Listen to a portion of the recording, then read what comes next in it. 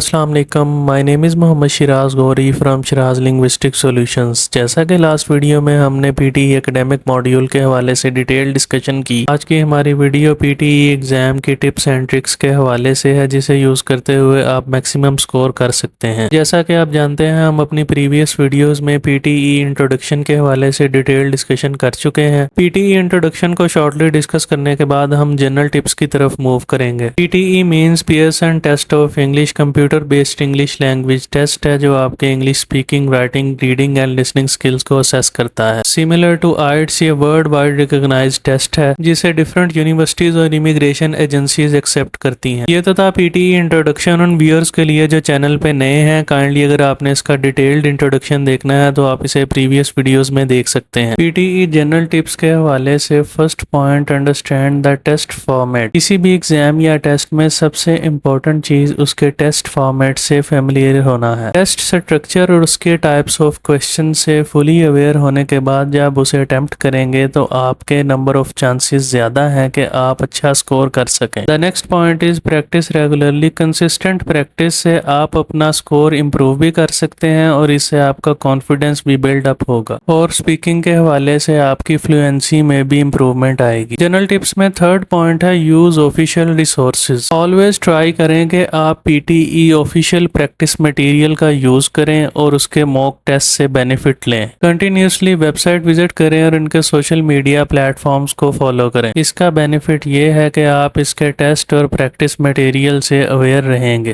Fourth point is about time management. क्योंकि PTE exam computer based test है और continuously 2 hours का होता है, तो काइंडली सब सेक्शंस को कंप्लीट करने के लिए आपको अपने टाइम का इफेक्टिव यूज करना होगा। The last point in the list is stay calm and focused. अगर आप एक फोकस्ड माइंडसेट के साथ टेस्ट अटेम्प्ट करेंगे तो आप इसमें बहुत अच्छा परफॉर्म कर सकते हैं। साथ साथ आपका काम रहना भी बहुत ज्यादा जरूरी है। ये तो थी हमारी पीटीई जनरल टिप्स के साथ डिस्कशन। अब हम मूव करते हैं 1 बाय 1 ईच सेक्शन की तरफ। स्पीकिंग सेक्शन टिप्स में फर्स्ट पॉइंट क्लियर प्रोनाउंसिएशन के रेलेवेंट है। किसी भी कंप्यूटर बेस्ड टेस्ट में जब आप कंप्यूटर के थ्रू कम्युनिकेट कर रहे होते हैं तो उसमें सबसे ज्यादा जरूरी है आपकी स्पीकिंग क्लैरिटी। क्योंकि आप एक कंप्यूटर से कम्युनिकेट कर रहे होते हैं, इसमें आपने इस बात का खास ख्याल रखना होता है कि आपका स्पीकिंग लेवल मॉडरेट हो और कंप्यूटर इजीली आपके आंसर को अंडरस्टैंड कर सके।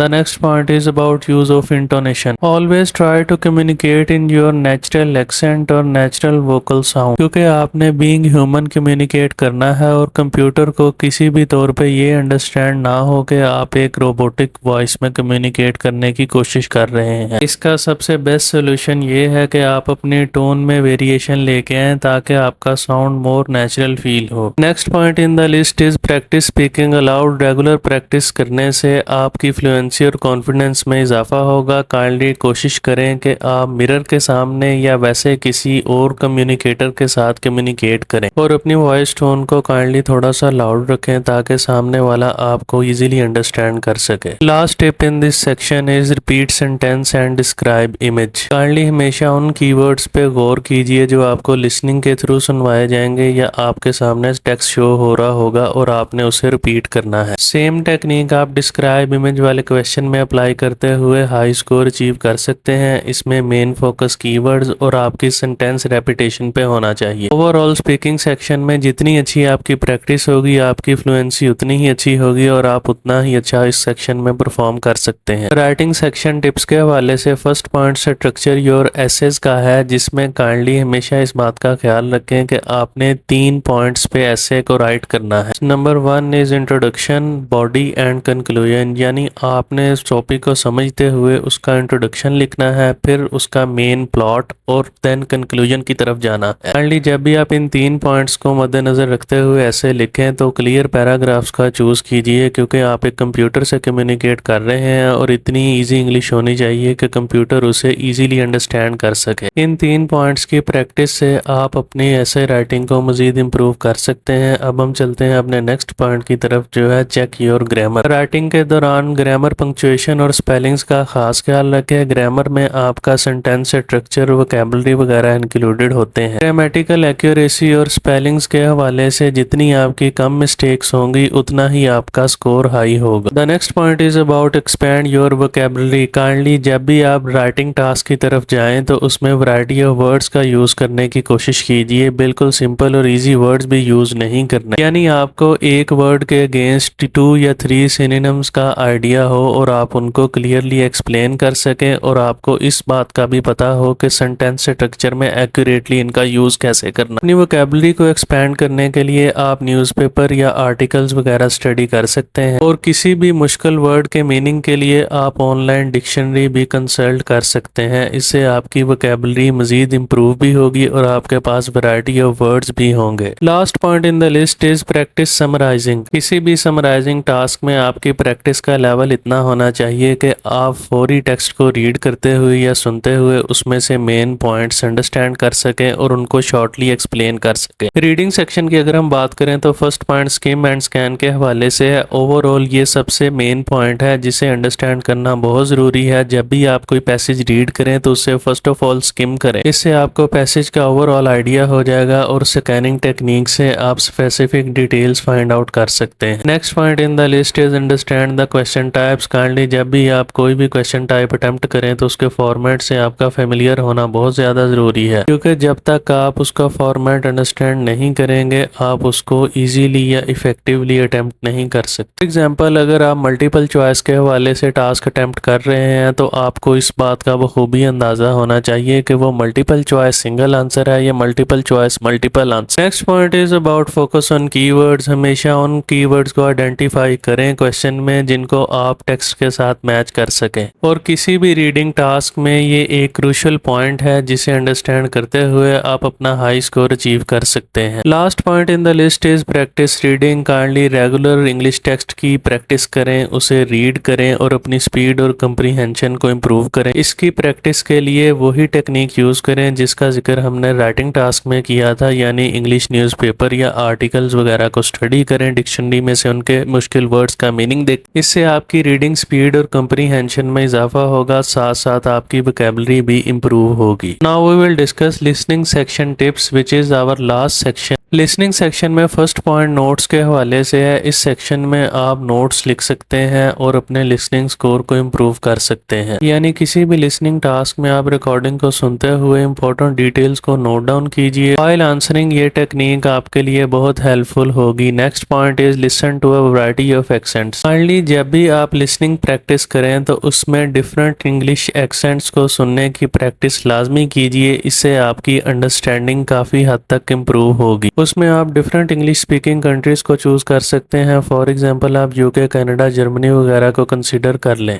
इसका एक बेनिफिट ये होगा ड्यूरिंग लिसनिंग आपको किसी भी रिकॉर्डिंग में एक्सेंट इशू नहीं आएगा और आप अच्छे से टेस्ट अटेम्प्ट कर सकते हैं। Next point in the list is focus on the main ideas. हमेशा मेन आइडियाज और सपोर्टिंग डिटेल्स को अटेंटिवली सुने, क्योंकि किसी भी लिसनिंग टास्क में आपके आंसर्स के relevant details in main ideas में हिडन होती है और आपने इनको सॉर्ट आउट करना होता है। Last point in the listening tips is practice active listening. Kindly regularly English podcast, news और कन्वर्सेशन सुने। इससे आपकी लिसनिंग और एक्सेंट अंडरस्टैंडिंग अच्छी होगी और आपकी वोकैबुलरी में भी इजाफा होगा, जिसकी हेल्प से आप लिसनिंग टास्क को इफेक्टिवली अटेम्प्ट कर सकते हैं। ये तो था हमारा लास्ट सेगमेंट जिसमें आपने लिसनिंग सेक्शन टिप्स के हवाले से डिस्कशन देखी। उम्मीद है आपको आज की वीडियो पसंद आई होगी। इंशाल्लाह हम अपनी नेक्स्ट वीडियो में पीटीई एग्जाम की सेकंड टाइप जो पीटीई जनरल है उसके हवाले से डिस्कशन करेंगे। काइंडली चैनल को लाइक, शेयर और सब्सक्राइब लाजमी कीजिए और कमेंट सेक्शन में अपनी ओपिनियन का इजहार ज़रूर कीजिए ताकि हम आने वाली मज़ीद वीडियोस में आपके लिए लर्निंग और इन्फॉर्मेटिव कंटेंट लेके आ सकें। इंशाल्लाह मिलते हैं अपनी नेक्स्ट वीडियो में। Thank you so much. अल्लाह हाफिज़।